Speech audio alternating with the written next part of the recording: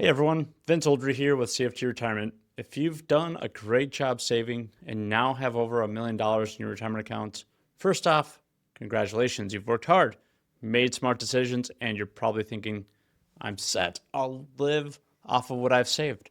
But here's the thing, if most of that money is sitting inside tax-deferred retirement accounts such as 401ks, IRAs, 403bs, you may be sitting on a future tax problem that could cost you hundreds of thousands of dollars of your lifetime. That's what we're talking about here today. Roth conversion strategies for people age 60 and older who have seven-figure retirement accounts. The reason why we want to talk about the seven-figure retirement accounts is because those are the ones that are most likely going to incur higher taxes due to required minimum distributions, maybe even having higher IRMA tax brackets. So today we'll cover one, why waiting to convert could dramatically increase your taxes later. Two, how to use the retirement tax window, those few years in your early 60s to save on taxes. Real examples of how $1 million portfolios get hit by RMDs and earn penalties. And finally, how to build a practical tax-efficient Roth conversion plan. This isn't about selling Roth IRAs. This is about taking control of your retirement tax story before the IRS does it for you. So grab your coffee, maybe your tax return, and let's talk about how to make your wealth work smarter, not just bigger. So first, let's talk about the hidden tax problem with $1 million IRAs. If you've got $1 million in a traditional IRA or more, or 401k, here's the hard truth. That money is not really all yours. A big chunk of it belongs to Uncle Sam. He's just waiting until you start taking it out. When you saved, you got a tax deduction, but now the government is your silent partner in retirement. And the longer you delay paying him, the bigger his share can grow. Let's break this down. Say you've got $1 million in a traditional IRA at age 60. You don't touch it. It grows at 6% a year. By age 73, that account could be around $2 million. At this point, the IRS says, congratulations on your success. Now start taking your required minimum distributions and pay us some of that tax money. The first RMD will be around $75,000 if it's at $2 million, and it's 100% taxable as ordinary income. That one distribution alone could push you into a higher tax bracket. It could increase your Medicare premiums via the IRMA tax rules or the tax premiums.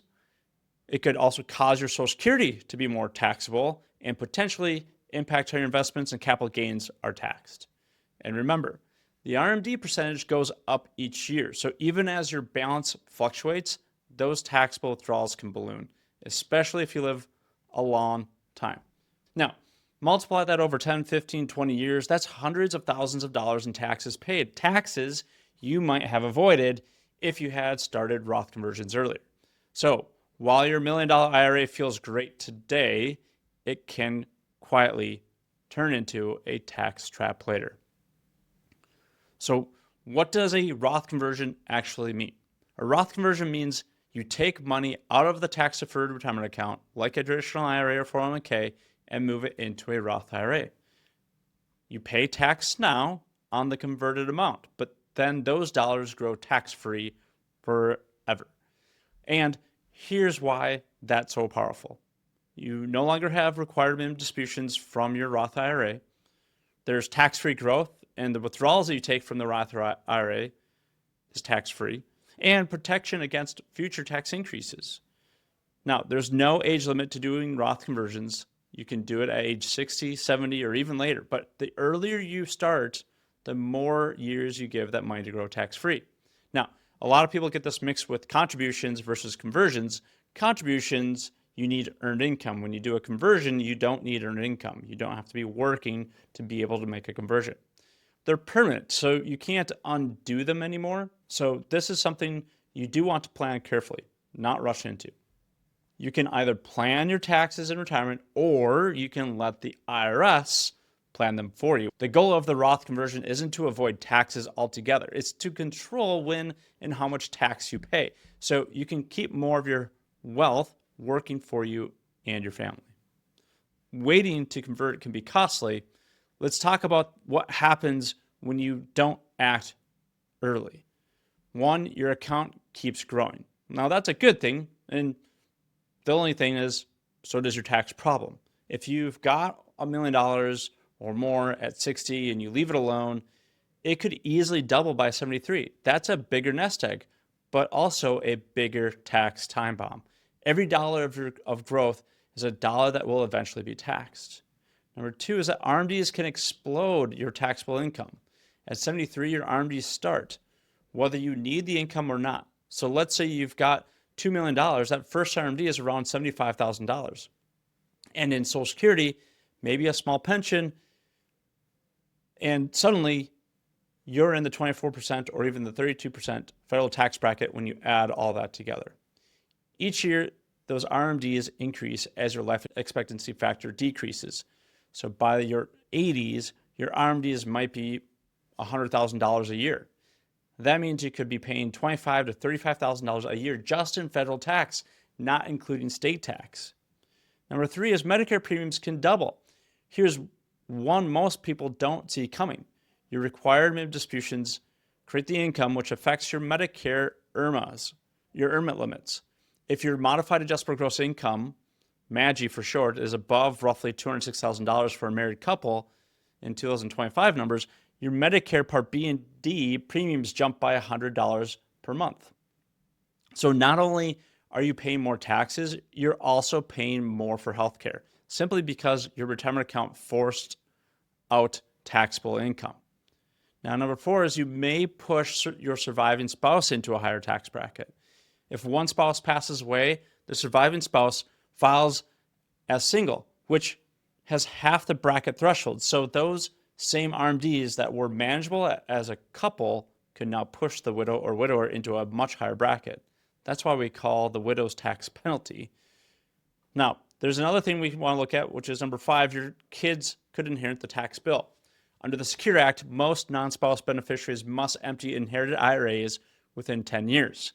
That means your children could have to take a big taxable hit when they take those withdrawals during their own high earning years, potentially at a 32% tax rate or higher.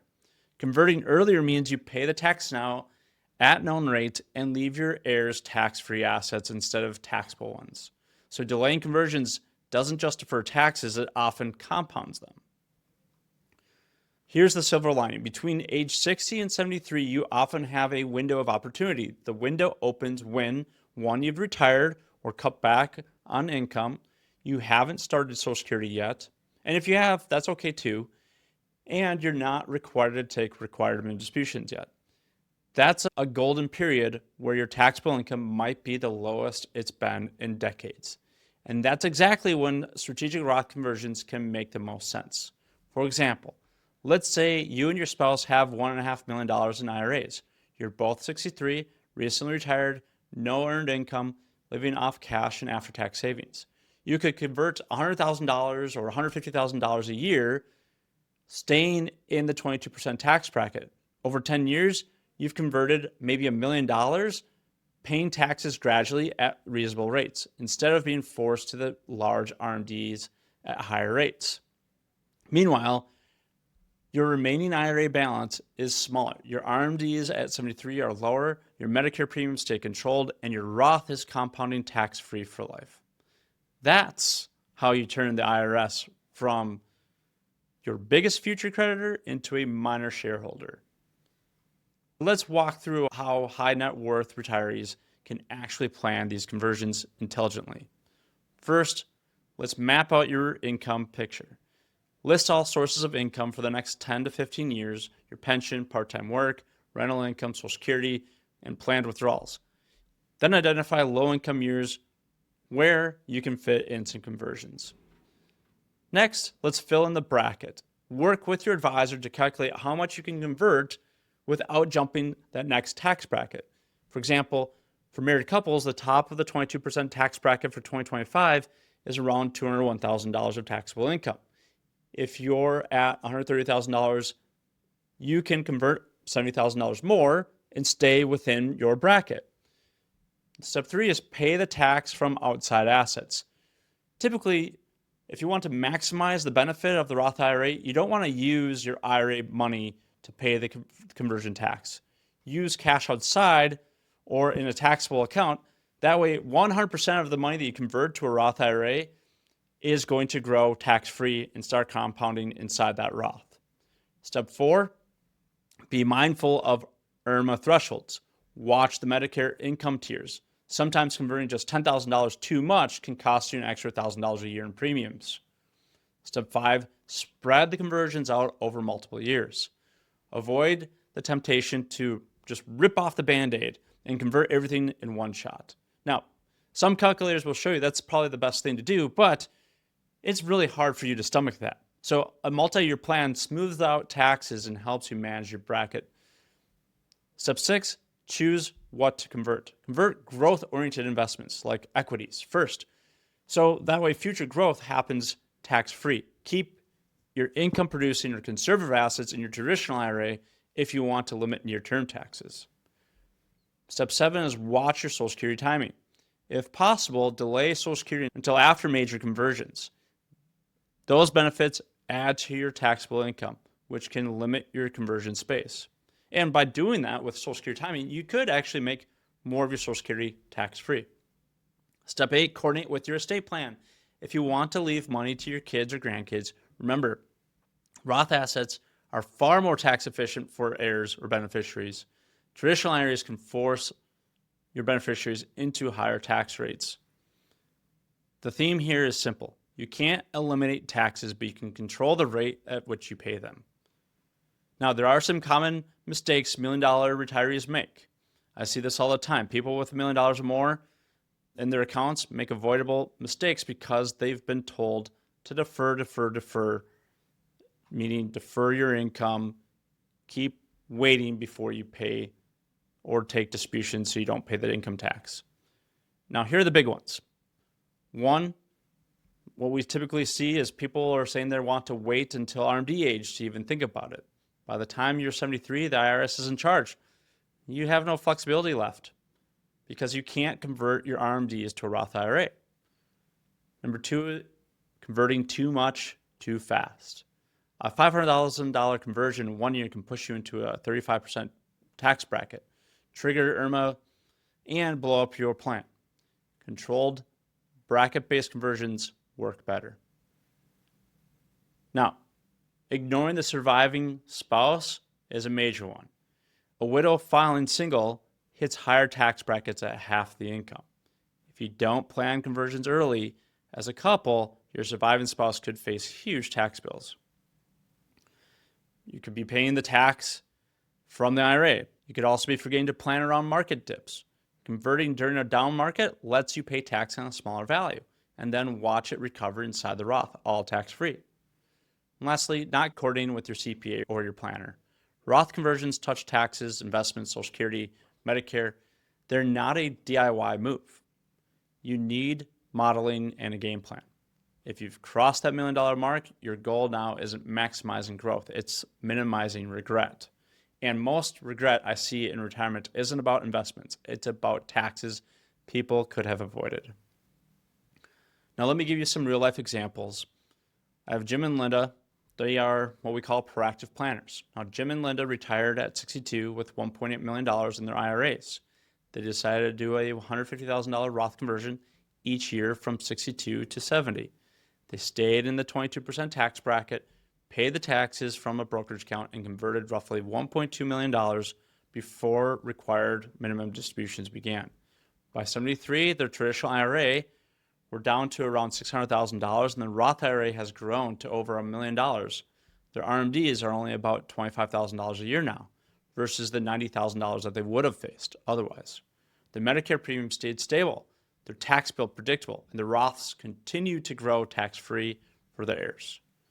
Here's an example number 2. Mark had $1.5 million in traditional IRAs at 65. He didn't want to give up the money to taxes, so he wanted to keep deferring. So by 73, his account was worth $2.4 million.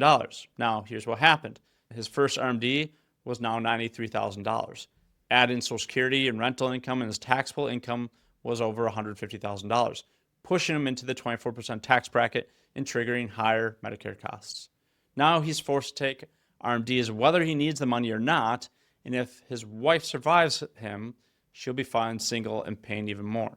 The difference between Jim and Linda and Mark is planning versus procrastination. So here's the bottom line. If you're in your 60s with $1 million or more in tax-deferred retirement accounts, you've done the hard part, you've built the wealth. Now it's about keeping it. And that means shifting your mindset from accumulation to distribution, from how much can I make to how much can I keep after taxes, after your Medicare or inflation. Roth conversions done strategically are one of the most powerful tools to take and control the next phase. Don't wait until the IRS tells you how much to take. Don't wait until Medicare premiums surprise you. And don't assume tax rates will stay where they're at. Use this window wisely. Work with your financial planner or CPA, run the numbers, create a multi-year conversion plan. Even converting a portion each year can dramatically reduce your lifetime tax bill. I always tell clients, pay the tax when it's on sale, and right now, for many of you, taxes are on sale. So if you found this helpful, hit the like button, subscribe, and share it with someone you know who's built a solid nest egg but hasn't thought about the tax side yet. I'm Oldre. Thanks for watching, and here's to making smarter, more tax-efficient decisions for retirement you've worked so hard to build. And if you'd like to set up some time with me or someone on my team, click the link in the description to set some time up. We'll see you next time.